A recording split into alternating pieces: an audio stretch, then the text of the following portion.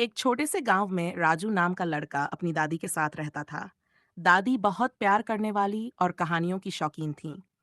हर रात सोने से पहले वह राजू को एक नई कहानी सुनाया करतीं। एक दिन दादी ने राजू से कहा, राजू मेरे पास एक खजाना है।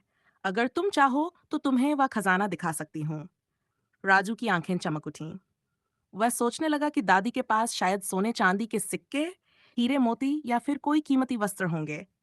उसने उत्साह से कहा, दादी, मुझे आपका खजाना देखना है। दादी मुस्कुराई और उसे अपने पुराने लकड़ी के संदूक की ओर ले गईं।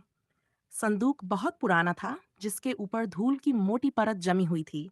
दादी ने धीरे से उसकी चाबी घुमाई और संदूक का ढक्कन खोला। राजू को अंदर कुछ पुरानी किताबें, कुछ फोटो और चंद पुराने खिलौने दिखे।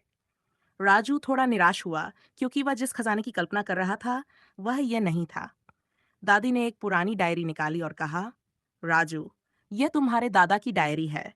इसमें उनके जीवन के अनुभव और संघर्ष की कहानियां लिखी हैं। ये कहानियां तुम्हें जीवन में हमेशा मार्गदर्शन देंगी। फिर दादी ने एक पुरानी फोटो दिखाई, जिसमें वह और दादा दोनों हंसते हुए नजर आ रहे थे। उन्होंने कहा, यह हमारे अच्छे दिनों की याद है और यही असली खजाना है बेटा। यादें और अनुभव ही जीवन का सबसे बड़ा धन होते हैं।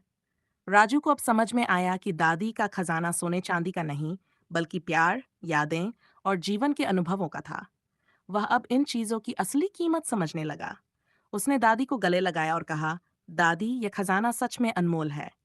उस दिन से राजू ने यह सीखा कि असली दौलत वह नहीं जो हमें बाहर से दिखती है, बल्कि वह है जो हमारे दिल में रहती है।